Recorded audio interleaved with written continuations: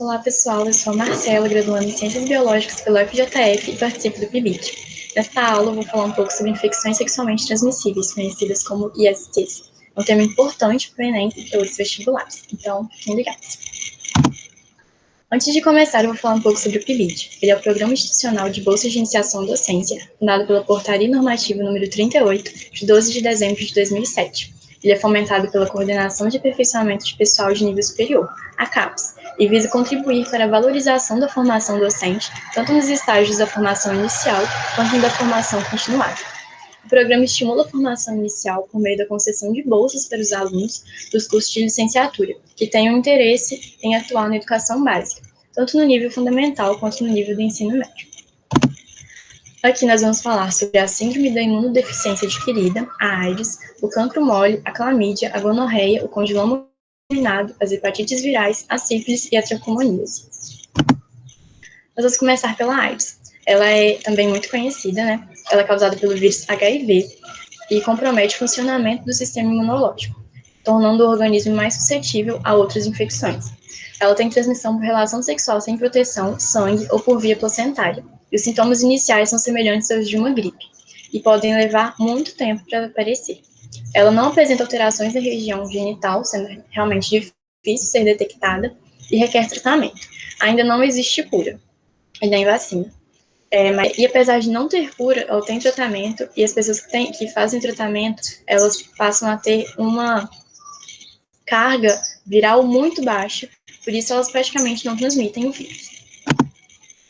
Falando agora sobre o cancro mole, ela é causada pela bactéria Haemophilus ducreirae, e ela é caracterizada pelo aparecimento de feridas dolorosas na região genital. Também podem aparecer ínguas na virilha, e o período de incubação, ou seja, o período entre a infecção pela bactéria e o início dos sintomas é de 3 a 5 dias, e o tratamento é feito com antibióticos. A clamídia é causada pela bactéria Chlamydia trachomatis e geralmente não apresenta sintomas. Quando ela apresenta, os sintomas são dor a urinar no baixo ventre e em relações sexuais e corrimento amarelado nas mulheres e ardência urinar, dor nos testículos e corrimento ou pulso nos homens. Ela é tratada com antibióticos também e pode levar a complicações como a DIP, a epididimite e problemas nas trompas, infertilidade e gravidez ectópica, quando a gravidez acontece fora do útero. A gonorreia, ela é causada pela bactéria Neisseria gonorrhoeae. Ela tem tempo de incubação nos homens de 2 a 10 dias. Os primeiros sintomas masculinos são secreção purulenta, dor e ardência urinar. Nas mulheres, ela geralmente é sintomática. Quando tem sintomas, ela pode apresentar corrimento amarelado com odor forte. Ela é tratada com antibióticos orais e injetados. O condiloma acuminado é causado pelo vírus HPV. Existe até vacina para esse vírus. Ele é conhecido como crista de galo, figueira ou cavalo de crista. Ele é caracterizado pelo aparecimento de verrugas na região genital e do ânus. O tratamento precoce faz com que ele seja curado em poucos dias. Quando não é tratado, a região se enche de bolhas e fica com um aspecto de couve-flor. Existe vacina, como eu já disse, para o HPV, que além de proteger contra o condiloma acuminado, protege contra várias outras doenças que são causadas pelos vírus da família HPV, como, por exemplo, o câncer de colo do útero. Aqui a gente tem algumas imagens de pênis com o condiloma acuminado. Vocês podem ver que tem essas verrugas. A primeira imagem realmente parece uma crista de galo, daí o nome, né, por ser conhecido. E essas aqui são imagens leves, imagens no começo da doença. É muito importante ficar atento, porque se essa doença progredir e não for tratada logo, a situação fica muito pior. As hepatites virais, elas são causadas por vírus que geram inflamação no fígado. Tem 3 tipos, o tipo A, B e C. A hepatite B é transmitida por via sexual. Geralmente, ela não manifesta sintomas e deve-se evitar o uso de materiais de higiene pessoal, como alicates cortadores de unha de outras pessoas. Já existe vacina para esse tipo de hepatite. A sífilis, ela é causada pela bactéria Treponema pallidum e tem período de incubação de 20 a 30 dias. Ela começa com uma ferida indolor e é transmitida por relação sexual sem proteção, contato com sangue contaminado e, embora não seja tão comum, também é transmitida por beijo. Ela é tratada com penicilina e pode causar complicações. Aqui a gente tem algumas imagens, com a sífilis, a pessoa pode ter feridas por todo o corpo, como a gente pode ver aqui nas costas de duas pessoas. A tricomoníase é causada pelo protozoário Trichomonas vaginalis e é mais comum em mulheres. Nelas ele ataca o colo do útero, a vagina e a uretra. Quando infectam homens, o protozoário ataca o pênis. Ela causa microlesões e dores e favorece as infecções por outras ISTs.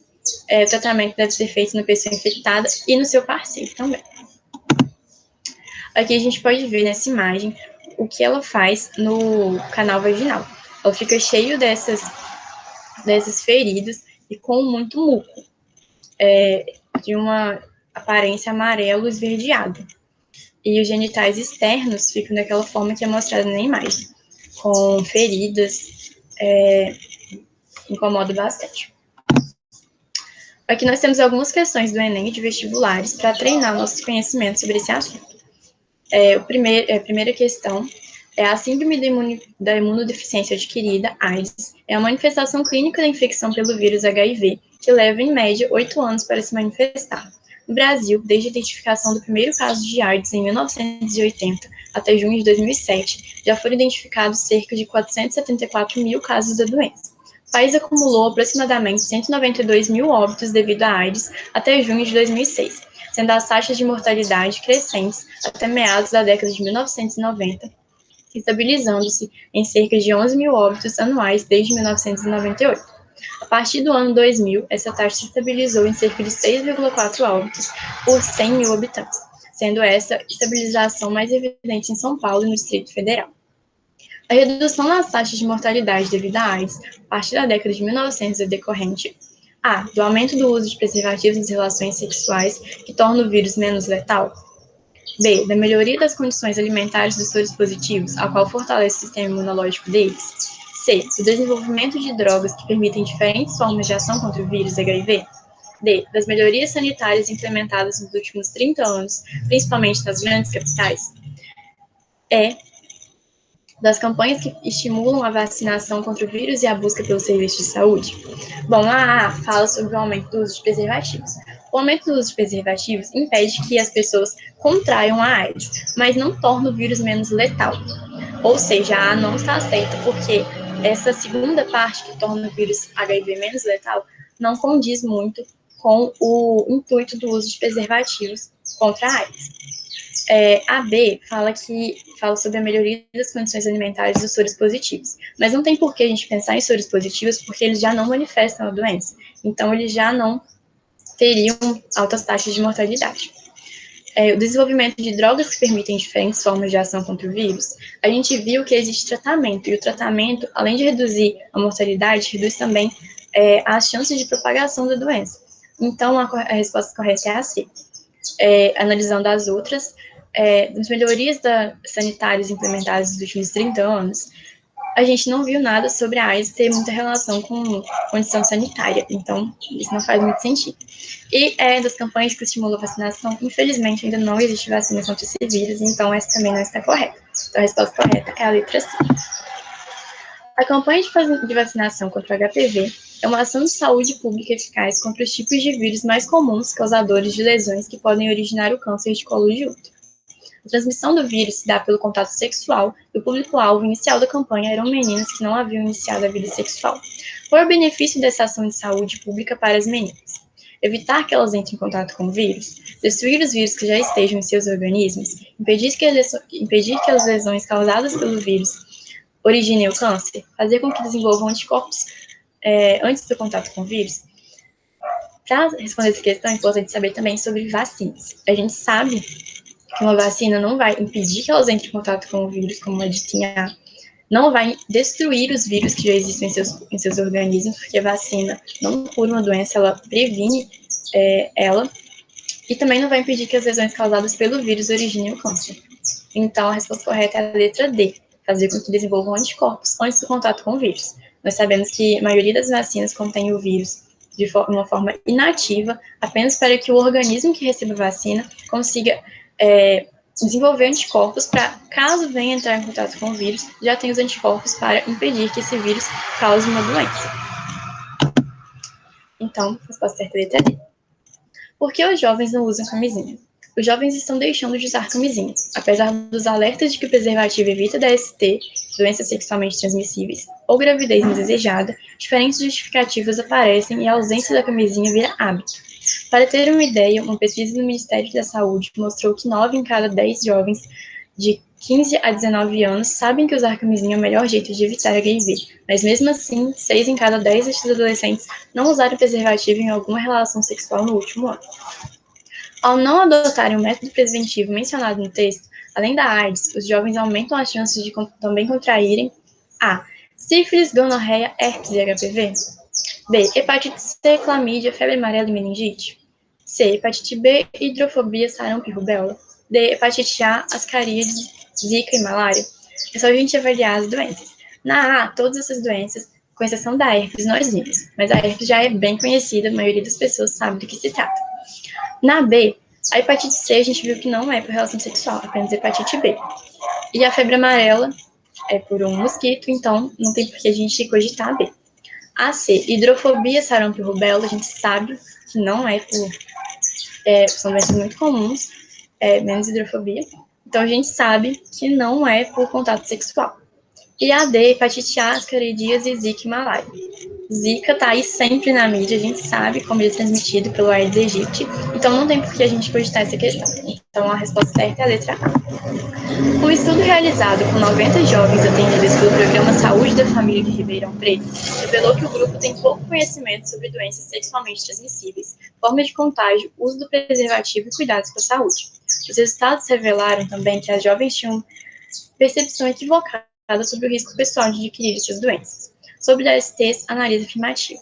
1. O aumento da ocorrência de DSTs resulta exclusivamente de práticas sexuais cada vez mais precoces.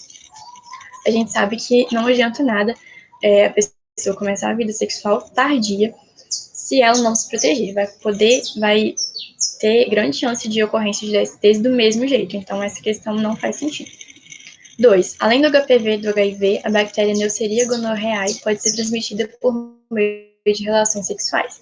A gente viu que a Neisseria gonorrhoeae causa gonorreia, então essa está correta. 3. A sífilis, uma DST, pode ser transmitida através de uma transfusão de sangue. A gente viu que a sífilis é transmitida por relação sexual, sangue ou raramente por beijo, então essa também está correta. A resposta D, 2 e 3.